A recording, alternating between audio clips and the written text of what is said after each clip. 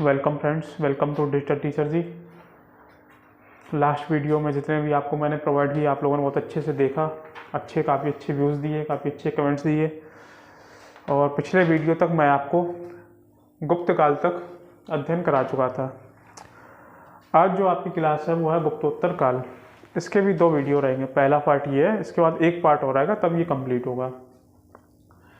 तो अभी के लिए गुप्तोत्तर काल की बात करें तो सबसे पहले समझें इसकी स्थापना कैसे हुई। तो जैसे कि आपको ध्यान होगा, गुप्तों के समय ही हुड़ों ने आक्रमण करना शुरू कर दिया था भारत पर।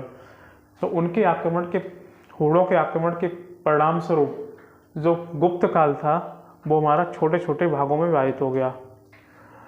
और जो इन राजाओं के सामंत हुआ करते थे तो उन्होंने मौका का फायदा उठा के इन छोटे छोटे भागों पर नए नए वंश की स्थापना की। तो उन नए नए वंशों की स्थापना के फलस्वरूप गुप्तों के बाद जो काल चला उस काल का नाम दिया गया गुप्तोत्तर काल। इसमें सबसे प्रमुख है थानेश्वर के पुष्यभूत वंश।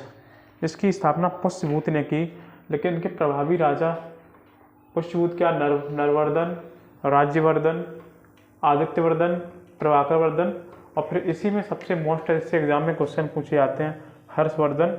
तो इस प्रकार ये वंश चला। मतलब आप यहाँ पे देखिए, पुष्यभूत से स्टार्टिंग हुई, नरवर्धन, राज्यवर्धन आप मोटा मोटा याद रख सकते हो, फिर आदित्यवर्धन, फिर प्रभाकरवर्धन, और फिर इसका भाई राज्यवर्धन भी कुछ टाइम के लिए बनता है, लेकिन ये मार दिया जाता है युद्ध में।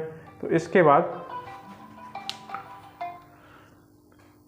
हर्षवर्धन जो है कुछ समय तक इस पे शासन करता है। हर्षवर्धन का आप टाइम पीरियड याद रखना, 606 से 647 ईस्वी तक, ये इम्पोर्टेंट है। तो ये तो हर्ष की स्टोरी हो गई। हर्ष के साथ साथ जैसे कि मैंने भी आपको समझाया, छोटे छोटे टुकड़ों में विभाजित था गुप्तों के बाद आपका जो साम्राज्य था। तो बंगाल की तरफ भी कुछ नए राजाओं ने, नए सामंतों ने नए वंश की स्थापना की। तो देखते हैं बंगाल पर उसी टाइम, हर्ष के टाइम गौड़वंश या चंद्रवंश की स्थापना हुई। इसका प्रमुख राजा था शशांक। उसी सेम टाइम पीरियड पर कन्नौज पर एक वंश की स्थापना हुई, मौखरी वंश, जिसके प्रमुख शासक थे हरिवर्मा, ईशान वर्मा या सर्व वर्मा। तो इसका आप ध्यान रखना, मैत्रक जो था, मैत्रक वंश था, वो बल्लवी की तरफ स्थापित हुआ। बल्लवी पड़ता है गुजरात पर, यानी गुजरात के भूभाग पर इसके प्रमुख राजा थे वट्टारक, धर्मसेन। तो आप देख रहे हो गुजरात की तरफ इनका वंश है, साम्राज्य है, कन्नौज पर इनका है, थानेश्वर पर पुष्यभूत है, बंगाल की तरफ ये है। अच्छा, जो हर्ष का वंश था, हर्ष का जो साम्राज्य था वो लगभग उत्तर प्रदेश, बिहार, मध्य प्रदेश के कुछ कुछ इलाकों तक फैला हुआ था। जबकि सेम उसी टाइम दक्षिण भारत में देखें तो दक्षिण भारत में चालुक्य वंश चल रहा था, पुलकेशन द्वितीय का। बस फिर क्या था, इन दोनों में एक युद्ध भी लड़ा जाता है, क्योंकि दक्षिण भारत में चालुक्य वंश था, उत्तर भारत में प्रभावी रूप से हर्षवर्धन था। तो जो ज्योग्राफिकल कंडीशन थी, तो वहां पर एक विंध्य पर्वतमाला है, मैप में देखना, विंध्य पर्वतमाला के नीचे का भाग था वो लगभग पुलकेशन के कंट्रोल में था। जबकि ऊपर का भाग देखते हैं उत्तरी भारत का मुख्य रूप से, तो वो कंट्रोल में किसके था, हर्ष के कंट्रोल में। तो दोनों के लिए टकराव का एक फ्रैक्शन पॉइंट बन गया। तो दोनों के बीच एक प्रमुख युद्ध लड़ा गया, पुलकेशन द्वितीय हर्ष के बीच 612 ईस्वी में नर्मदा नदी पर। इसका ऐसे प्रश्न आता है, पुलकेशन द्वितीय और हर्ष के बीच युद्ध किस नदी के तट पर लड़ा गया। तो ध्यान रखना, ये नर्मदा नदी के तट पर लड़ा गया। हर्ष के बारे में बात करें तो हर्ष के पिता का नाम था प्रभाकरवर्धन, यानी ये इनके पिताजी जिन्होंने परम भट्टारक महाराजा धिराज की उपाधि धारण की। हर्ष की माता का नाम था यशोमती। हर्ष की बहन ने अपनी शादी, राजश्री की शादी कन्नौज के मौखरी शासक ये चल रहा था उस टाइम, मौखरी वंश, इसके राजा थे प्रमुख गृहवर्मन से की थी। अच्छा, एक और सिग्निफिकेंस है, ह्वेनसांग एक चीनी यात्री 603 से 3 इतने समय तक भारत में रहा। 603 ईस्वी के आसपास ये भारत की यात्रा पर आया हर्ष के दरबार में। जबकि हमने पिछले वीडियो में आपको बताया था फायान था वो चंद्रगुप्त द्वितीय के दरबार में आया था। आपको अच्छी तरह से ध्यान होगा, चंद्रगुप्त द्वितीय के दरबार में कौन सा चीनी यात्रा आया था, फायान।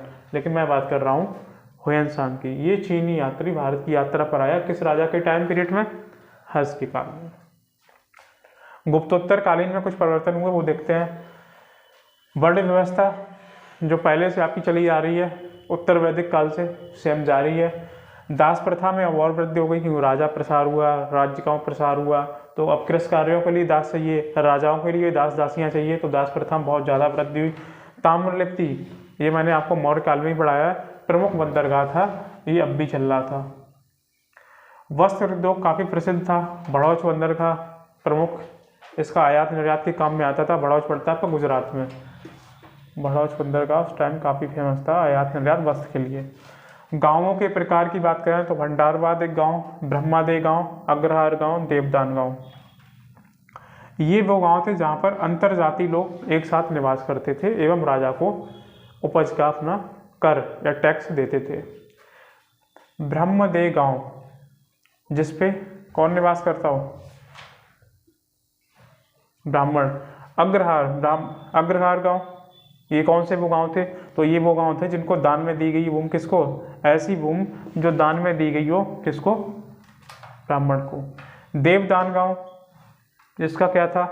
तो धार्मिक कार्य के लिए या मंदिरों के लिए दान में दी गई भूमि या मंदिरों धर्मों के लिए दान में दी गई भूमि बनाया गया गांव प्रमुख रूप से कहलाता था देवदान गांव। व्यक्तिगत भूमि की बात करें तो दो टाइप की थी, शतक भूमि जिस पर निजी स्वामित्व हो, कृष्ट भूमि निजी स्वामित्व न हो, सिर्फ उस पर खेती की जाए, तो दो टाइप की भूमियाँ उस पर थी, कृष्ट भूमि याद रखेंगे आप और शतक भूमि।